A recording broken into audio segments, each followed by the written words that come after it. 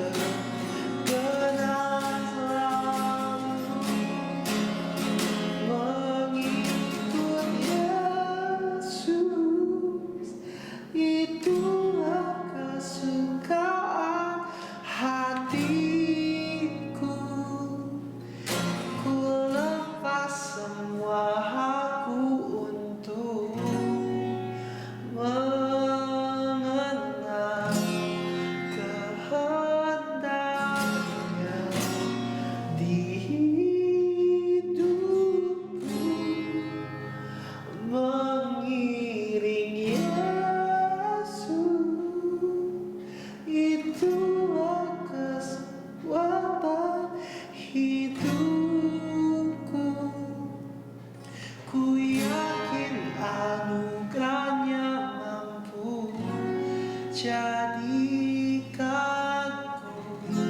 anak yang berkenan selalu mengikut Yesus. Itulah kesukaan hatiku. Ku lepas semua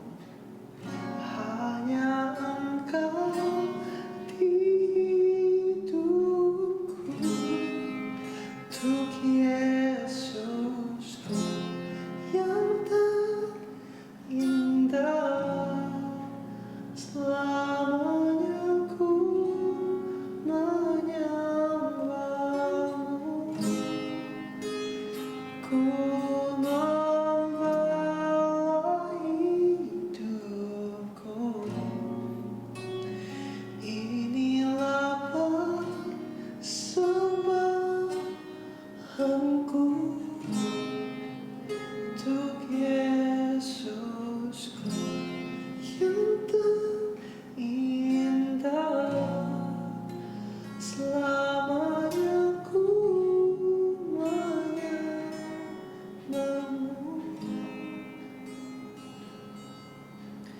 Yesus.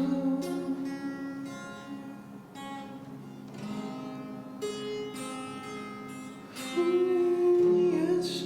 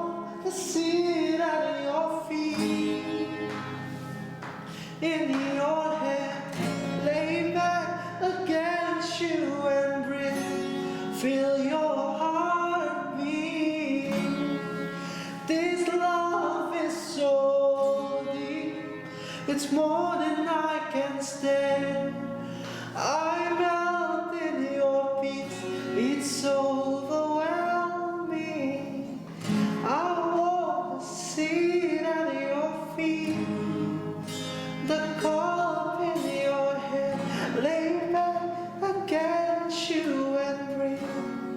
Oh, feel your heart beat, Lord. This love is so deep. It's more than I can stand.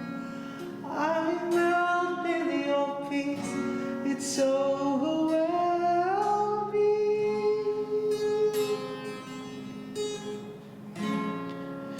Ooh,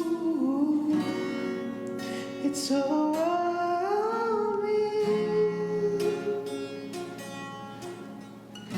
It's overwhelming.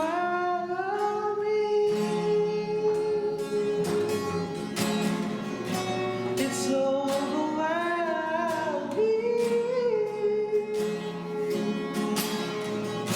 It's overwhelming. Oh, it's overwhelming.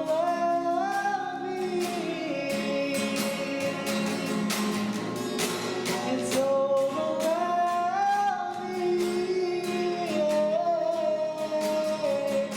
It's overwhelming.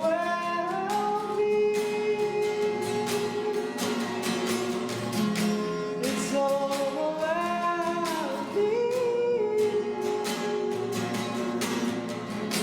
It's overwhelming.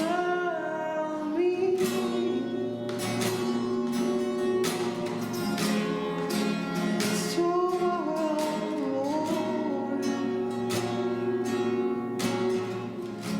I wanna sit at your feet, drink from the cup in your hand, lay back against you and breathe. Feel your heart beating. This love is so deep. It's more than I can stand. I melt in your peace. It's so overwhelming.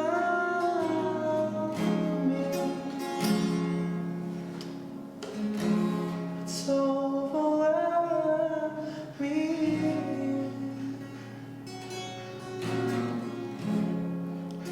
It's overwhelming.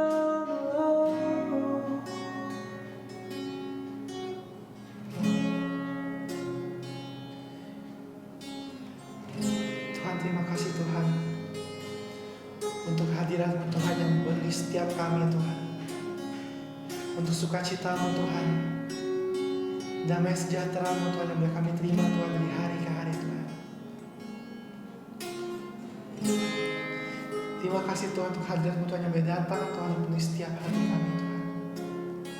Tuhan, bahwa Engkau adalah Allah yang baik Tuhan. Engkau Allah yang sangat amat baik Tuhan.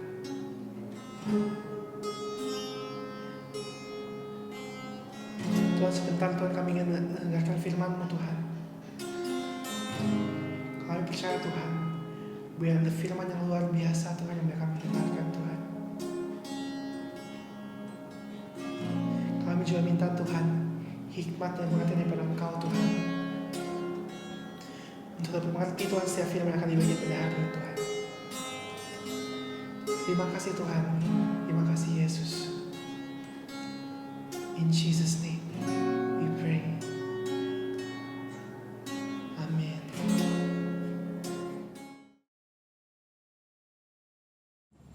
Selamat pagi Bapak Ibu Saudara. Sebelum kita menabur, saya ingin sharing sedikit. Di dalam Alkitab tercatat ada satu pemberian yang terbanyak sepanjang masa. Saudara tahu, bagi saudara yang baca firman Tuhan, saudara pasti tahu siapa dia, yaitu seorang janda miskin. Dia adalah pemberi yang terbanyak sepanjang Alkitab ini ditulis. Sepanjang Alkitab ini tercatat di dalam Perjanjian Baru terutama. Saudara, padahal jumlahnya dibandingkan dengan yang lain mungkin gak ada artinya. Namun, janda miskin ini memberi ketika dia berkekurangan. Bapak Ibu Saudara, ketika saudara merasa, saya kan keuangannya mepet, saya kebutuhannya banyak, saya punya keperluan banyak yang belum terpenuhi. Pada saat itulah ketika saudara menabur, ketika saudara memberi, pemberian saudara itu dari sisi jumlah itu mengalahkan yang lain, saudara. Kenapa? Karena saudara memberi dari kekurangan saudara memberi ketika saudara tidak dalam kondisi berkelimpahan, saudara. Setiap orang pasti pernah mengalami kondisi di mana sedang mengalami kesulitan keuangan. Pada saat itulah waktu yang tepat untuk saudara menabur. Saudara akan seperti janda miskin itu. Saudara adalah pemberi yang terbanyak. Bisa jadi saudara ada pemberian terbanyak pada minggu tersebut. Amin, saudara. Jadi bukan jumlah, tapi keinginan dan hati untuk memberi. Itu yang penting, saudara. Saudara bisa baca di Markus 11 ayat 41 sampai 44 tentang seorang yang tercatat pemberi terbanyak sepanjang masa yang Alkitab pernah tulis, dan Yesus Kristus meng-approve itu. Amin, saudara. Mari kita berdoa sebelum memberi. Bapa, kami ucap syukur, terima kasih kami bisa memberi. Adalah kebahagiaan buat setiap kami untuk bisa memberi, karena kami tahu ketika kami memberi, hati kami dipuaskan dengan sebuah sukacita yang tidak bisa dikatakan, disampaikan oleh orang yang tidak memberi. Kami ucap syukur Bapa, di dalam nama Tuhan Yesus kami berdoa, amin.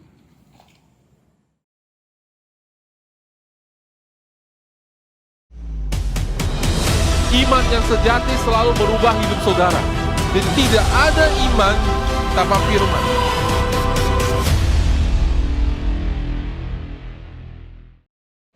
Selamat pagi saudara-saudara semua, shalom, salam sejahtera buat saudara semua. Kita siapkan hati kita untuk mendengar firman Tuhan. Mari kita berdoa. Bapa di surga, kami syukur untuk kesempatan kami pagi hari ini untuk mendengar firman-Mu. Kami percaya bahwa firman-Mu memberikan kami kehidupan, dan firman-Mu sangat penting dalam hidup kami.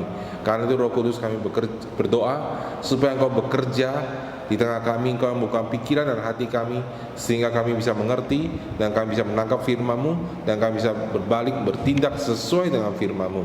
Kami bisa syukur Bapa, di dalam nama Tuhan Yesus kami bisa syukur dan berdoa, amin. Pagi hari saudara, saya mau sampaikan kepada saudara semua, judul firman Tuhan pagi hari ini adalah atmosfer rohani, saudara. Ya, nah saudara, kalau kita berbicara mengenai revival, saudara, atmosfer rohani itu adalah sangat penting, saudara. Ya, mari kita buka firman Tuhan sudah di Matius 13 ayat 54. Setibanya di tempat asalnya, Yesus mengajar orang-orang di situ, di rumah ibadat mereka. Maka takjublah mereka dan berkata, dari mana diperolehnya hikmat itu dan kuasa untuk mengadakan mujizat-mujizat itu? Bukankah ia ini anak tukang kayu? Bukankah itu ibunya bernama Maria dan saudara-saudara bernama Yakobus, Yusuf, Simon, dan Yudas? Dan bukankah saudara-saudaranya perempuan semuanya ada bersama dengan kita? Jadi dari mana diperolehnya semua itu? Lalu mereka kecewa dan menolak dia. Maka Yesus berkata kepada mereka, seorang nabi dihormati di mana-mana, kecuali tempat asalnya sendiri dan di rumahnya. Dan karena ketidakpercayaan mereka, tidak banyak mujizat yang diadakannya di situ. Saudara, Yesus datang, saudara, ke kota kelahirannya, saudara. Dan orang-orang yang mendengar ketika Yesus membagikan firman Tuhan, mereka takjub, saudara, dan berkata, dari mana diperolehnya hikmat dan kuasa untuk mengadakan mujizat-mujizat itu? Jadi saudara, orang-orang ini sudah tahu bahwa Yesus mengadakan mujizat. Mereka sudah mendengar tentang kesaksian Yesus, dan mereka juga, saudara, terkagum-kagum sama hikmat yang keluar dari mulut Yesus, saudara. Mereka takjub, saudara, ya. Sebenarnya saudara, atmosfer di sana udah mulai terbangun, saudara. Imannya mulai terbangun, saudara. Namun tiba-tiba, saudara, sebuah pertanyaan muncul dalam pikiran mereka. Ini kan anak tukang kayu, ibunya kan bernama Maria. Saudara-saudaranya sudah, karena sudah tahu bahwa setelah Yesus dilahirkan, kemudian Maria seperti manusia biasa berhubungan dengan Yusuf, dan kemudian Yesus punya saudara-saudara yang lahir dari Maria dan Yusuf, saudara, ya. Jadi saudara, kita lihat di situ ada Yakobus, Yusuf, Simon dan Yudas, saudara-saudara Yusuf. Dan kemudian ada juga saudara-saudara perempuan. Ayat 56 mengatakan dan saudara-saudara perempuan semua ada bersama dengan kita. Jadi dari mana diperolehnya semua itu? Lalu mereka kecewa dan menolak dia. Nah saudara, kenapa mereka kecewa dan menolak dia saudara? Padahal saudara, pada waktu itu saudara, Yesus tidak melakukan kesalahan apa-apa. Karena saudara, mereka mulai mikir saudara, Yesus kan manusia biasa seperti kita loh. Dia kan lahir di tengah-tengah kita, dia besar di antara kita. Dia itu kan adik-adiknya ada di tengah kita, saudaranya perempuan juga bersama-sama kita ya. Mereka tuh semua ada bersama dengan kita. Tiba-tiba saudara, ketika mereka berpikir seperti itu, imannya langsung turun saudara. Hilang. Dan Alkitab mengatakan mereka kecewa dan menolak dia. Maka Yesus berkata kepada mereka, seorang nabi dihormati di mana-mana kecuali tempat asalnya sendiri dan di rumahnya. Dan karena ketidakpercayaan mereka, tidak banyak mujizat diadakannya di situ. Saudara, Alkitab mencatat bahwa Yesus tidak sanggup mengadakan mujizat ketika atmosfer rohaninya tidak mendukung, di mana tempat itu dipenuhi dengan ketidakpercayaan, saudara. Ya, kenapa saudara mereka tidak percaya sama Yesus? Karena mereka mulai berpikir tentang kemanusiaan Yesus loh. Yesus kan makan tengah-tengah kita, Yesus besar bersama dengan kita, masa kecilnya kita tahu semua ya. Kita tahu saudaranya, adiknya, semua ada di sini. Kita tahu papanya. Dan ketika mereka mulai memikirkan kemanusiaan Yesus, saudara, si iman yang ada dalam diri mereka itu sirna seketika. Karena mereka mulai berpikir secara manusiawi. Mereka tidak melihat urapan yang sedang bekerja di dalam Yesus. Saudara kekasih dalam Tuhan, ketika kita sedang melihat seorang hamba Tuhan atau siapapun yang menyampaikan firman saudara, kita tahu bahwa saudara, setiap hamba Tuhan itu mereka pasti punya kelemahan. Mereka pasti punya kekurangan saudara. Ya. Nah saudara, tapi saudara harus bisa melihat bahwa urapan Tuhan yang bekerja dalam diri orang itu saudara, bagaimana Tuhan mengurapi mereka, bagaimana Tuhan memakai mereka. Dan saudara harus menghormati mereka sebagai hamba Tuhan saudara. Misalnya saudara, kalau ada anak saudara atau orang tua saudara menjadi hamba Tuhan saudara dan mereka melayanin saudara, ketika firman itu disampaikan, saudara tidak bisa melihat firman itu sebagai disampaikan oleh orang biasa, sebagai saudara saya, papa saya, anak saya. Kenapa saudara? Karena ketika saudara melihat firman itu sebagai disampaikan oleh orang yang saya tahu nih, biasalah, saya kenal dia lah, dan saudara mulai menganggap remeh saudara, maka saudara, mujizat tidak bisa bekerja dalam hidup saudara. Mujizat mungkin bisa menjamah orang lain, tapi mujizat tidak bisa menjamah hidup saudara. Amin saudara. Karena itu saudara, ketika seorang hamba Tuhan membagikan firman Tuhan, kita harus hormati mereka, kita harus hargai mereka. Kenapa saudara? Karena kita melihat ada urapan Tuhan dalam hidup mereka yang sedang bekerja. Amin. Dan saudara bisa tahu apakah hamba Tuhan diurapi atau tidak, karena sudah melihat bahwa hidup mereka dipakai Tuhan untuk merubah banyak orang. Dari buahnya kamu akan tahu pohonnya saudara ya.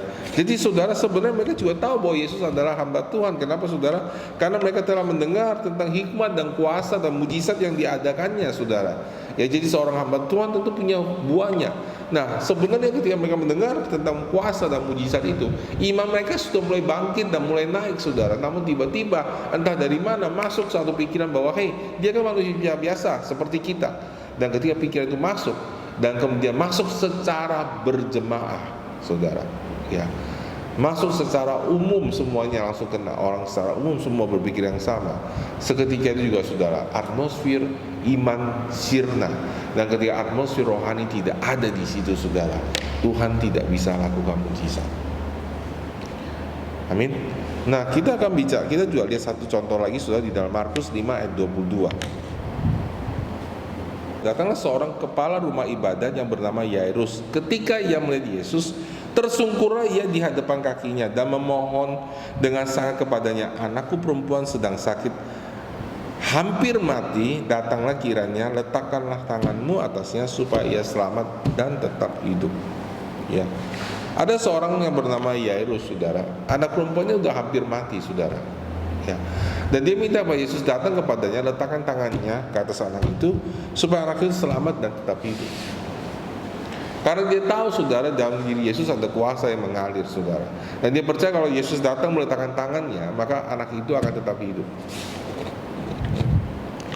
Lalu pergilah Yesus dengan orang itu. Orang banyak berbondong-bondong mengikuti dia dan berdesak-desakan di dekatnya. Adalah di situ seorang perempuan yang sudah 12 tahun lamanya menderita pendarahan. Ia telah berulang-ulang diobati oleh berbagai tabib sehingga telah dihabiskannya semua yang ada padanya. Namun sama saya tidak ada faedahnya, malah sebaliknya keadaannya makin buruk.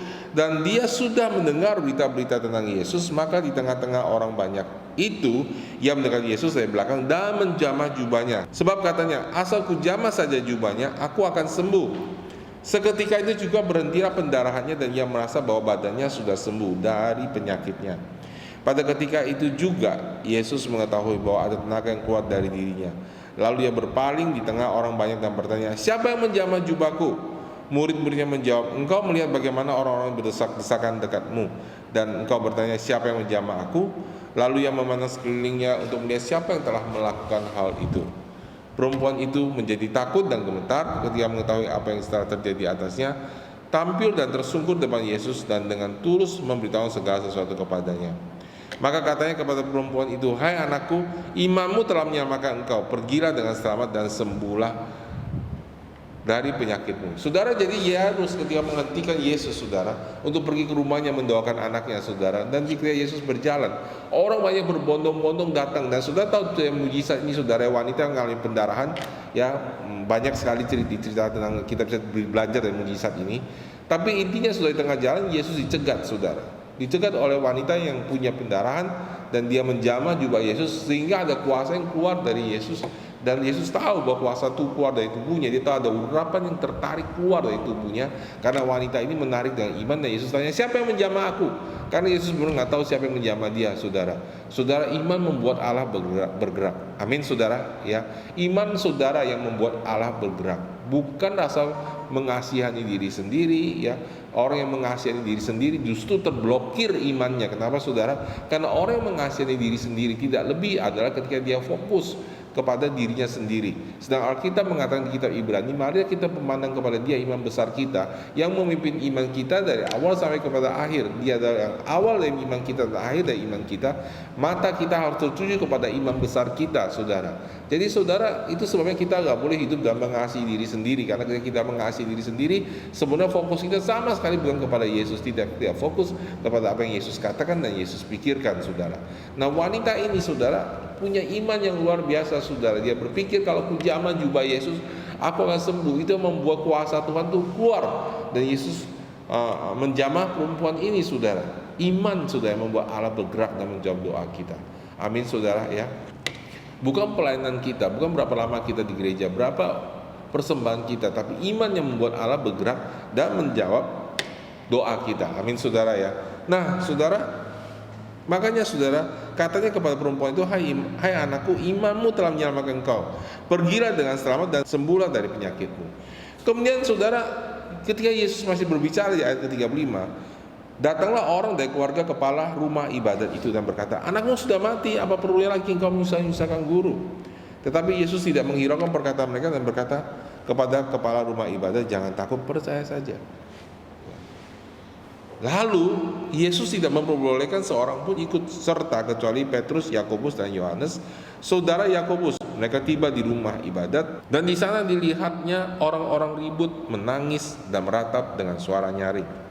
Sesudah ia masuk, ia berkata kepada orang-orang itu, mengapa kamu ribut dan menangis? Anak ini tidak mati tapi tidur. Tetapi mereka mentertawakan dia. Maka diusirnya semua orang itu. Lalu dibawanya ayah dan ibu anak itu dan mereka bersama-sama dengan dia masuk ke kamar anak itu. Lalu dipegangnya tangan anak itu. Katanya, talita kum, hai anak, aku berkata kepadamu, bangunlah. Seketika itu juga anak itu bangkit, berdiri dan berjalan. Sebab umurnya sudah 12 tahun. Semua orang yang hadir sangat takjub. Dengan sangat ia berpesan kepada mereka supaya jangan seorang pun mengetahui hal itu. Lalu ia menyuruh mereka memberi anak itu makan. Saudara, jadi saudara, setelah Yesus tercegat, saudara, ketika Yesus mau berjalan lagi, saudara, dari rumah Yairus datang lagi bilang, jangan susahkan Yesus, ya. Udah, anakmu sudah mati, udah percuma, udah telat, saudara, ya. Sudah telat. Nah, Yesus menguatkan Yairus, ya, percaya saja. Yesus tidak menghiraukan perkataan mereka dan berkata kepada rumah ibadat, jangan takut, percaya saja. Saudara yang terkasih dalam Tuhan, dengarkan baik-baik, saudara. Jangan semua perkataan orang, jangan semua pendapat orang, kita pertimbangkan, kita dengarkan, saudara. Saudara, kalau kita baca firman Tuhan, kita harus tahu, saudara, di sini saudara ada hal-hal yang Yesus bilang, jangan hiraukan. Nah, saudara, Yairus kan bisa berpikir, ini gara-gara perempuan pendarahan itu, jadi anak saya meninggal. Coba kalau dia nggak cegat, kan dia bisa cegat setelah Yesus pulang. Kenapa sih mesti hari itu? Kenapa harus waktu itu? Dan kenapa Yesus berhenti dan berbicara kepada dia? Coba 5 menit aja Yesus lebih cepat, mungkin anak saya bisa diselamatkan, saudara. Ya, Tuhan sudah terlambat ini. Seringkali dalam pikiran kita, Tuhan itu terlambat dalam hidup kita. Sudah kekasih dalam Tuhan, kalau kita punya iman, saudara, Tuhan akan bergerak dan menolong kita. Amin, saudara. Ya, tidak ada terlambat, saudara. Yang paling penting, saudara, jangan belajar melihat ke belakang terus. Yang paling penting, apa yang kita kerjakan sekarang dan ke depan ini, kita harus hidup dalam iman. Ada amin, saudara, ya. Jadi, saudara, Yesus bilang jangan hiraukan, udah jangan takut, percaya aja. Lalu Yesus tidak memperbolehkan seorang pun ikut serta kecuali Petrus, Yakobus, dan Yohanes, saudaranya Yakobus. Saudara, murid Yesus ada berapa? Ada 12, saudara. 12 itu sudah dari sekian ribu orang, dia cuma punya 12 murid. Tapi saudara perhatikan ayat ini, saudara. Ketika Yesus mau melakukan mujizat ini, dan Yesus tahu bahwa anaknya Yairus sudah meninggal, saudara, Yesus hanya memperbolehkan 3 muridnya yang mengikuti dia. Kenapa, saudara? Karena ketiga murid ini adalah orang yang paling dekat dengan dia, yang paling banyak dia ajarkan, dan yang paling menyerap apa yang Yesus katakan. Yesus selalu membawa 3 murid ini sebagai pemimpin tim kepemimpinan di antara murid-muridnya yang lain. Ya, ini bicara mengenai leadership. Tapi kita bicara, saudara, bahwa Yesus memilih 3 ini, hanya 3 orang ini. Murid yang lain dia tidak bawa. Kenapa, saudara? Karena dia tahu bahwa saat ini dia sedang menghadapi sebuah pertempuran yang cukup besar, saudara, cukup dahsyat, saudara. Ya, maka dia tiba di rumah ibadat, dia lihat orang-orang nangis, ribut, dia anaknya sudah mati dan sebagainya. Dia bilang, kamu ribut apa? Anak ini nggak mati tapi tidur. Perhatikan, saudara, perkataan Yesus, saudara. Ya, dari awal, saudara, Yesus kalau sudah dengar, ya, ini kalau Yesus nggak ada empatinya, saudara, ya. Tapi, saudara, Yesus berjalan sesuai dengan firman Tuhan. Dia bilang, anak ini kenapa kamu ribut, nangis? Ini tidak mati tapi tidur. Mereka mentertawakan dia. Mereka tertawa Yesus. Yesus, kamu kacau ngomongnya, kata mereka, ya. Sudah, coba lihat. Maka diusirnya semua orang itu. Wow, saudara, pernah lihat Yesus usir orang? Ini ayatnya. Yesus usir mereka keluar. Kenapa, saudara? Karena, dengar baik-baik, atmosfer ketidakpercayaan itu mengganggu pekerjaan Roh Kudus. Ada amin, saudara? Iya. Nah, saudara, saya mau cerita sebentar tentang gereja kita. Akhir-akhir ini, saudara, banyak mujizat yang terjadi di tempat-tempat gereja kita. Ya, ada orang datang baru terima Tuhan, dan ketika dia doakan terima Tuhan, dia langsung melihat Yesus, saudara. Ya. Wow, luar biasa mujizatnya. Ya. Orang-orang datang ke gereja kita 2-3 kali, tiba-tiba hatinya terbuka banget, dan dia bilang, wah, saya cocok di gereja ini. Padahal dia udah ke gereja macam-macam, saudara. Ya, datang ibadah 2-3 kali, bahkan belum begitu secara pribadi dilayani. Tiba-tiba dia merasa bahwa saya cocok dibuka di gereja ini. Ya. Orang-orang datang ke sini bisa merasakan hadirat Tuhan. Ya. Saya ceritakan sama teman saya, Tuhan sedang bekerja luar biasa di dalam gereja kita. Jawabannya, saudara, ya, tanda kutip Alkitabiah, semua karena anugerah. Ya, ada amin. Ya, saya setuju, saudara. Semua karena anugerah.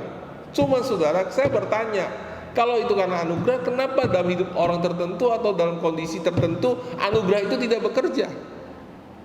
Emang yang Tuhan cuma kasih saya anugerah? Emang Tuhan cuma kasih gereja kita anugerah? Emang Tuhan cuma kasih saudara anugerah? Bukankah anugerah itu diberikan kepada semua orang percaya? Tapi kenapa, saudara, ada tempat-tempat di mana jemaatnya tidak bisa bertumbuh, di mana kok hadirat Tuhan tidak memenuhi tempat itu? Nah, saudara, di dalam firman Tuhan, di dalam Efesus 1 ayat 7, sebab dalam Dia dan oleh darahnya kita beroleh penebusan, yaitu pengampunan dosa menurut kekayaan kasih karunia-Nya yang dilimpahkan kepada kita dalam segala hikmat dan pengertian.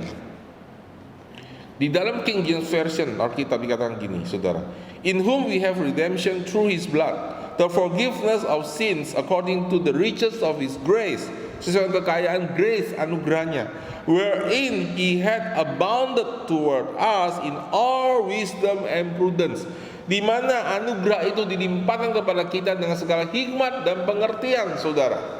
Ya, saudara yang kasih dalam Tuhan, ketika anugerah Tuhan datang dalam hidup kita, Tuhan memberikan kepada kita hikmat dan pengertian. Ada amin, saudara. Ada caranya kita membangun hidup kita. Ada caranya kita membangun kehidupan yang penuh dengan mujizat. Ada caranya kita membangun kehidupan jemaat yang penuh dengan mujizat. Ada amin, saudara. Anugerah Tuhan tidak berubah dalam hidup kita. Ya, 20 tahun yang lalu, 10 tahun yang lalu, 5 tahun yang lalu. Tapi kenapa, saudara, hari ini, saudara, kok kita bisa melakukan mujizatnya semakin besar? Kok kita bisa mengalami begitu banyak mujizat yang bahkan kita tidak pikir? Kenapa orang-orang hari ini lebih gampang bertobat daripada 20 tahun yang lalu, saudara? Jawabannya, saudara, karena kita diberikan hikmat sama Tuhan bagaimana cara membangun hidup kita. Nah, kalau sudah tahu cara membangun hidup saudara, saudara tahu bagaimana caranya untuk hidup sesuai dengan firman Tuhan, saudara, ya, maka saudara, mujizat akan datang berlimpah-limpah dalam hidup kita. Apa yang terjadi dalam gereja kita, saudara, saat ini, saudara, bahkan yang kita nggak pernah pikirkan, bahkan yang kita nggak pernah mimpikan, bahkan nggak pernah kita minta, Tuhan berikan kepada kita. Amin, saudara. Jadi, saudara, hari ini saudara, kita mau belajar, saudara, bagaimana saudara membangun suatu kehidupan di mana ada atmosfer di mana Roh Kudus bisa bekerja dalam hidup kita. Amin. Kita lihat dari cerita ini, saudara. Pertama, saudara, Yesus mengacukan, saudara, perkataan-perkataan yang tidak punya iman. Ada amin, saudara. Kalau saudara mau hidup dipimpin oleh Roh Kudus, kalau saudara ingin mengalami mujizat, tidak semua hal dalam hidup kita perlu kita dengarkan. Tidak semua hal dalam hidup kita perlu mengerti. Tidak semua hal dalam hidup kita perlu lihat. Di dalam Mazmur 119 ayat 37 dikatakan begini, saudara, lalukanlah mataku daripada melihat hal yang hampa, hidupkanlah aku dengan jalan-jalan yang Kau tunjukkan. Saudara, kalau sudah mau dipakai sebagai alat Tuhan yang luar biasa, sudah mau pakai jadi hamba Tuhan yang luar biasa, saudara harus belajar mengacukan hal-hal yang tidak penting, hal-hal dia membangun iman saudara. Tidak semua barang, tidak semua hal itu harus kita gumulkan, kita masukkan dalam hidup kita. Amin, saudara. Kita lihat dalam hidup Daud, saudara, di dalam 1 Samuel 17 ayat 28. Ketika Eliab kakaknya yang tertua mendengar perkataan Daud kepada orang-orang itu, bangkitlah amarah Eliab kepada Daud sambil berkata, mengapa engkau datang? Dan pada siapakah kau tinggalkan kambing domba yang 2-3 ekor itu di padang gurun? Aku kenal sifat pemberanimu dan kejahatan hatimu. Engkau datang kemari dengan maksud melihat pertempuran. Tetapi jawab Daud, apa yang telah kubuat? Hanya bertanya saja. Lalu berpalinglah ia daripadanya kepada orang lain dan menanyakan hal yang sama. Saudara kekasih dalam Tuhan, saudara lihat ketika Daud mau bertempur sama Goliat, dia mau tanya nih, kenapa, apa yang terjadi nih sama bangsa Israel? Kenapa nggak ada yang berani melawan Goliat? Apa yang raja janjikan? Dan tiba-tiba kakaknya marah, saudara. Tapi saudara, kakaknya yang waktu marah sama Daud ini, kalau dijawab itu percuma, saudara. Kenapa? Karena kakaknya tidak mengerti apa yang Daud rasakan. Dan kakaknya ini memang tidak suka sama Daud, saudara. Tapi kan ini kakak, saudara, otoritas, dia tidak bisa menghindari. Amin, saudara, dia tidak bisa membantah apa yang Daud lakukan, saudara. Dikatakan di ayat 30, berpalinglah ia daripadanya kepada orang lain dan menanyakan hal yang sama. Dia paling, dia tinggalkan. Dia nggak acukan perkataan kakaknya, saudara. Jangan dimasuki dalam hati. Ada amin, saudara. Kalau sudah mau membangun atmosfer iman dalam hidup saudara, jangan taruh dalam hati perkataan pahit orang-orang tidak membangun saudara, ya. Saudara kita harus membedakan antara orang yang menegur kita dan orang yang mengasihi kita dengan orang yang mau menghancurkan hidup kita, yang merusak hidup kita. Orang yang menegur kita adalah orang yang punya hubungan dengan kita, yang menjadi otoritas dalam hidup kita. Mereka yang punya tugas untuk mengawasi kita, atau saudara-saudara kita seiman yang punya waktu sama kita, yang mereka care sama hidup kita. Dan terutama saudara, orang-orang itu haruslah orang-orang yang takut akan Tuhan, haruslah orang-orang yang punya firman Tuhan, haruslah orang-orang yang tunduk di bawah ketuhanan Yesus Kristus. Ada amin, saudara. Harus orang yang dalam hidup mereka kita melihat bahwa dalam hidup mereka menghasilkan buah roh, karakter mereka berubah, hidup mereka berubah, dan mulut mereka penuh dengan firman Tuhan. Kalau orang seperti ini berbicara kepada kita dalam hidup kita, kita harus dengar. Ada amin, saudara. Tapi jangan dengar orang yang udah kepahitan, meninggalkan gereja, ngomel, ngedumel, melarikan diri dari pelayanan, tidak baca firman, tidak jelas kehidupan rohaninya, terus dia mulai criticize, dia mulai cerita semua masalahnya. Kamu tahu nggak ini kelemahannya di sini, tahu nggak orang itu seperti ini, gereja ini seperti, dia ngomong panjang lebar. Jangan didengerin. Ada amin, saudara. Ada orang bilang, wah, saya bertahan di gereja ini karena Tuhan suruh saya bertahan di gereja ini. Tapi criticize terus. Nah, kalau Tuhan sudah bertahan di gereja ini, ya diam dong, nurutin, tunduk sama otoritas. Betul nggak, saudara? Tapi dia enggak, saudara. Jadi saudara, jangan dengerin orang seperti ini. Amin. Nah, itu sebabnya saudara, Yesus hanya membawa 3 muridnya, yang paling dekat, yang paling sehati, yang paling kenal apa yang Yesus lakukan. Nah, ketika dia sampai ke rumah Yairus, saudara, sudah baca, Yesus ngusir orang, bukan mempersilakan mereka pergi loh, saudara.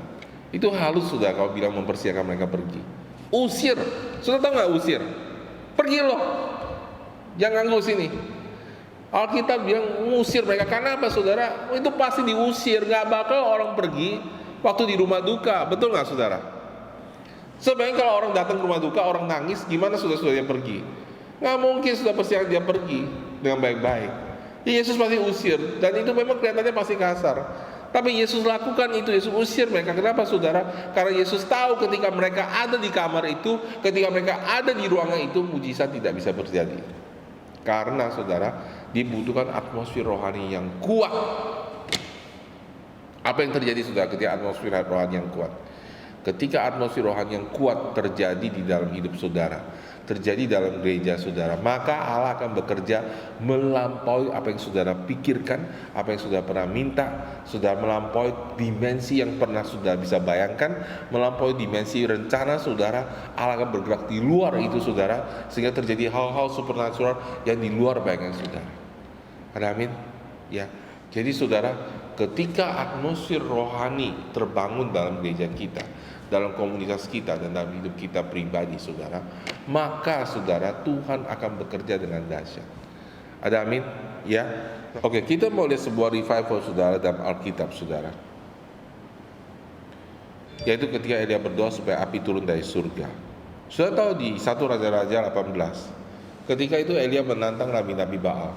Ya, nabi-nabi Baal itu berdoa, tidak ada jawaban. Ya. Ayat 30, kata Elia kepada seluruh rakyat itu, datang dekatlah kepadaku. Maka mendekatlah seluruh rakyat itu kepadanya, lalu ia memperbaiki mezbah Tuhan yang diruntuhkan itu. Kemudian Elia mengambil 12 batu menurut jumlah suku keturunan Yakub. Kepada Yakub ini telah datang firman Tuhan, engkau bernama Israel.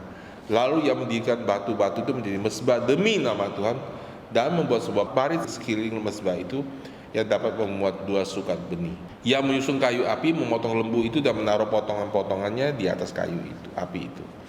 Sesudah itu ia berkata, penuhilah buyung itu dengan air, dan tuanglah ke atas korban bakaran dan ke atas kayu api. Kemudian berkatalah, buatlah begitu untuk kedua kalinya, dan mereka berbuat begitu untuk kedua kalinya. Kemudian katanya, buatlah begitu untuk ketiga kalinya, dan mereka berbuat begitu untuk ketiga kalinya. Sehingga air mengalir menuju mezbah itu, bahkan parit itu dengan air, penuh dengan air. Kemudian pada waktu mempersembahkan korban petang, tampillah Nabi Elia dan berkata, ya Tuhan Allah Abraham, Ishak dan Israel, pada hari ini biar diketahui orang bahwa Engkaulah Allah di tengah-tengah Israel, dan aku hambamu ini, dan bahwa atas firman-Mu lah aku melakukan perkara ini. Jawablah aku ya Tuhan, jawablah aku supaya bangsa ini mengetahui bahwa Engkaulah Allah ya Tuhan, dan Engkaulah yang membuat hati mereka bertobat kembali. Lalu turunlah api Tuhan menyambar habis korban bakaran, kayu api, batu dan tanah itu, bahkan air dan parit itu habis di jiratnya. Ketika seluruh rakyat melihat kejadian itu, sujudlah mereka sedang berkata, Tuhan Allah, Tuhan dialah Allah. Saudara, Elia hidup di zaman yang sangat-sangat menderita, sangat-sangat sulit, di mana orang-orang itu tidak percaya kepada Tuhan, saudara. Di mana bangsa Israel sudah tidak percaya kepada Tuhan, dan mereka murtad, saudara, dan mereka menyembah Baal. Nah saudara, apa yang Elia lakukan saudara? Elia kemudian mengumpulkan 12 batu saudara. 12 batu atas nama bangsa Israel, suku Israel. 12 batu ini berarti saudara adalah 12 pemimpin. Angka 12 itu menunjukkan pemimpin. Saudara yang terkasih dalam Tuhan, pertama saudara, ketika kita mau ada hadirat Tuhan di dalam gereja kita saudara, kita mau mengalami mujizat Tuhan yang luar biasa, lebih luar biasa lagi, saudara tahu, amin saudara ya. Pertama saudara, leadership. Tuhan bicara mengenai leadership. Para leaders harus berfungsi, para pemimpin harus berfungsi, para pemimpin harus punya hati dan pikiran yang sama. Sekali saudara mulai memimpin saudara harus belajar untuk tunduk juga sama otoritas. Ada amin saudara ya. Kita nggak bisa masing-masing berjalan dengan pikiran sendiri. Kalau saya mau lakukan, saya lakukan. Kalau saya nggak kepingin lakukan, saya nggak kepingin lakukan. Nggak seperti itu saudara. Saudara tahu di perusahaan ini sudah nggak bisa seperti itu. Di tentara sudah nggak bisa itu. Dimanapun sudah bekerja, sudah tidak bisa berbuat semaunya. Kenapa saudara? Ketika saudara berbuat semau saudara, nggak ada kemajuan yang akan terjadi. Setiap orang berjalan menuju jalannya masing-masing, menurut mereka adalah benarnya masing-masing. Nggak bisa saudara ya. Itu sebabnya kita bergereja, sudah kita berjemaat, kita punya otoritas saudara, supaya saudara kita punya satu pikiran, satu hati yang sama, sehingga kita bergerak menurut firman Tuhan. Amin saudara. Kalau otoritas saya salah gimana? Itu saudara sudah diajarkan bagaimana bermohon, dan saudara sudah diajarkan supaya saudara membaca firman Tuhan, supaya saudara bisa tahu mana yang benar, mana yang salah. Amin ya. Jadi saudara, leadership, pemimpin harus sehati. Saudara-saudara gereja Tuhan, para pemimpin sel, kita harus satu hati. Amin. Begitu sudah dalam leadership, sudah satu hati. Kita harus tunduk sama pemimpin. Kenapa sudah kita juga memimpin orang lain? Ada amin saudara ya. Ada kesatuan saudara, ada korban bakaran ya. Selalu ada pengorbanan. Saudara kekasih dalam Tuhan, kita ini dari berbagai macam latar belakang, berbagai macam status sosial, berbagai macam budaya yang berbeda, suku-suku yang berbeda, kondisi yang rohani yang berbeda. Saudara, ketika kita bicara kesatuan, maka kesatuan itu hanya terjadi ketika ada namanya pengorbanan, mengalah, membiarkan saudara hal yang tidak penting, tidak esensi dalam hidup kita saudara.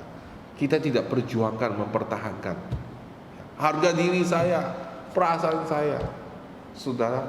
Yang paling penting saudara dalam hidup kita ada kita masuk dalam rencana dan kehendak Tuhan. Amin. Ketika saudara, dengar baik-baik saudara, cari dahulu kerajaan Allah dan kebenarannya, maka semuanya itu akan ditambahkan kepada saudara. Ketika saudara mencari kerajaan Allah, justru harga diri kita itu dipulihkan. Amin saudara. Justru gambar diri kita itu dipulihkan. Bukan harga menurut dunia ini, tapi harga menurut Tuhan. Dan ketika saudara mengerti bahwa Tuhan memuji saudara, semua hidup saudara akan dipulihkan. Amin. Ya, karena itu saudara, kita harus korbankan saudara hal yang tidak penting dalam hidup kita supaya ada kesatuan. Ada amin saudara ya. Ada batu-batu, ada korban bakaran, dan kemudian ada air yang disiram saudara. Ada firman Tuhan ditaburkan saudara ya. Saudara tahu ya, air itu anti api, tetapi di dalam kebangunan rohani, air itu adalah sumber revival saudara. Air itu menghasilkan kehidupan. Itu adalah firman Tuhan. Saudara kekasih dalam Tuhan, kita harus dengar firman Tuhan yang tepat. Kita harus mempelajari apa yang telah kita dengar. Apalagi kalau sudah bilang, oh saya gereja lokalnya di gereja New Life Anugerah Kebenaran. Kalau sudah gereja New Life Anugerah Kebenaran, sudah boleh dengar yang lain enggak? Boleh. Tapi lebih daripada itu, lebih paling primer dari kita adalah kita mendengar khotbah sudah dari gereja kita. Kenapa saudara? Karena dari situ kita mendapatkan visi dan nilai yang sama. Ada amin saudara. Itu menjadi basic dasar dalam hidup kita, sehingga sudah kita dari khotbah yang berbeda, kita bisa filter. Amin. Ya, semua hidup orang, hidup manusia itu dimulai ada dasarnya. Saudara, dasar pendidikan saudara adalah lahir di keluarga. Allah tidak taruh saudara di sembarang tempat. Betul? Sekolah saudara dimulai dari sekolah dasar. Amin saudara ya. Semua mulai dari dasar. Kalau saudara nggak punya sekolah dasar, bagaimana saudara tahu tentang universitas? Bagaimana saudara mau kuliah? Amin saudara. Semua adalah lapisan dalam membangun hidup kita. Begitu juga hidup Tuhan. Kita harus punya dasar saudara. Amin. Nah, kita punya dasar, kita tahu bagaimana membangun selanjutnya. Kita bisa membedakan saudara. Amin. Ya, jadi saudara, kita harus membangun kesatuan di situ, dan kita harus dengar firman Tuhan, dan kita harus firman Tuhan itu harus didengar, ditangkap dengan iman. Ada amin saudara terakhir saudara, ketika jam petang itu datang, Elia berdoa dengan iman dan api itu turun. Iman itu sangat penting. Amin. Iman itu apa saudara? Ketika kita dengar firman Tuhan, kita respon, kita mau ambil janji Tuhan, kita lakukan. Saya kasih contoh. Misalnya saudara lihat di gereja orang lain disembuhkan, atau orang yang dipakai Tuhan untuk menyembuhkan. Apa bedanya orang yang beriman dan orang tidak beriman?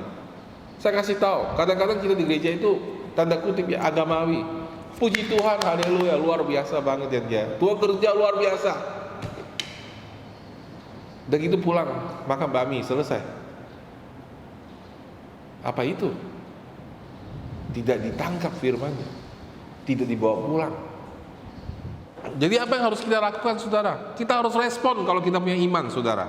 Amin saudara. Kita harus cari orang sakit, kita doakan mereka, kita kejar. Apa yang mujizat telah terjadi itu kita kejar saudara. Dan itu harus merubah cara berpikir kita.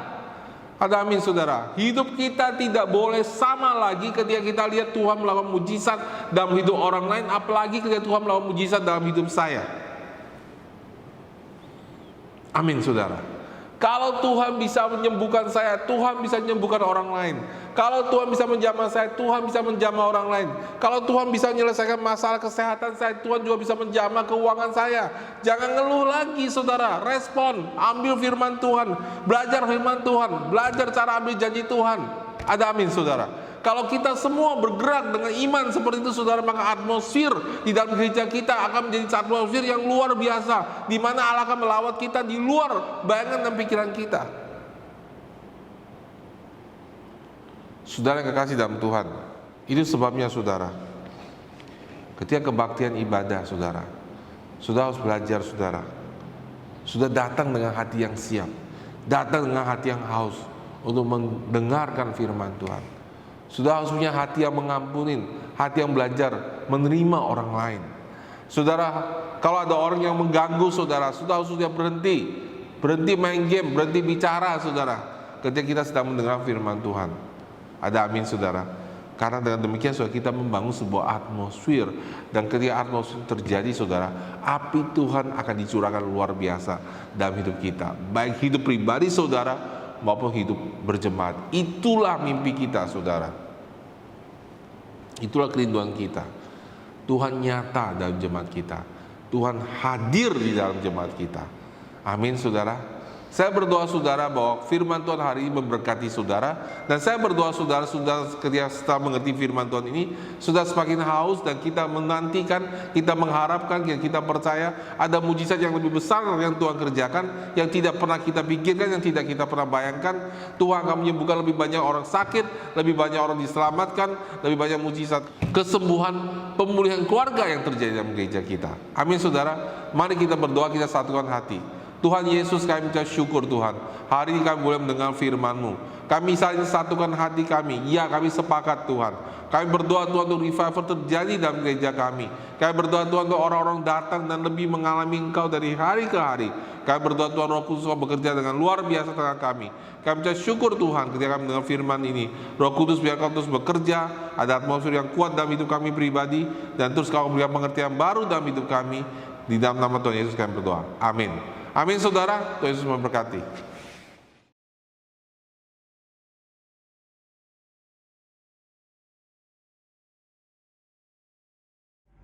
Saudara-saudari, mari kita sama-sama siapkan hati untuk perjamuan kudus.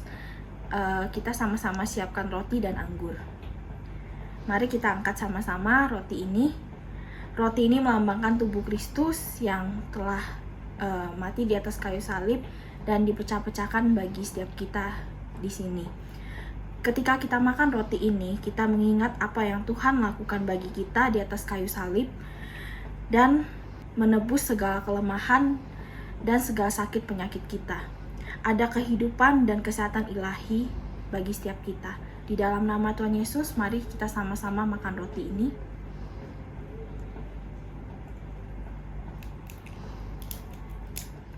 Mari kita sama-sama angkat anggur ini.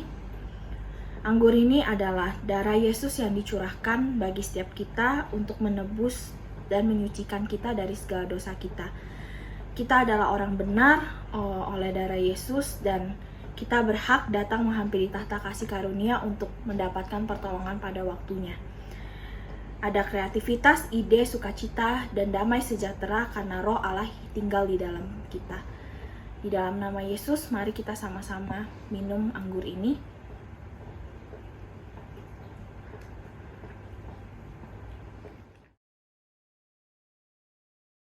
Saudara kekasih di dalam Tuhan, kita akan selesaikan kebaktian pagi ini.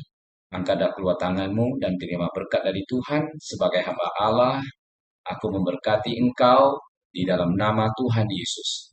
Kiranya Tuhan menghadap wajahnya kepadamu dan menyinari hidup dan hidupmu selalu terang dimanapun engkau berada di dalam nama Tuhan Yesus. Diberkatilah engkau dengan firman Tuhan yang menjadi pelita bagi kaki kamu, sehingga menuntun hidup kamu dan memberkati kamu di dalam nama Tuhan Yesus. Diberkatilah kesehatanmu dan diberkatilah engkau dengan panjang umur dalam keadaan sehat-sehat di dalam nama Tuhan Yesus. Diberkatilah engkau dengan pagar perlindungan Tuhan menyertaimu. Keadaanmu baik-baik saja dimanapun kau berada di dalam nama Tuhan Yesus. Diberkatilah tanganmu, apa yang kau kerjakan dengan tanganmu berhasil. Apa yang kau pegang dengan tanganmu berhasil di dalam nama Tuhan Yesus. Diberkatilah usahamu yang terus berkembang. Diberkatilah engkau dengan daerah kekuasaanmu yang terus diperluas oleh Tuhan di dalam nama Tuhan Yesus. Di dalam nama Tuhan Yesus aku memberkati engkau dan semua orang percaya katakan amin. Haleluya. Tuhan Yesus memberkati. Selamat hari Minggu.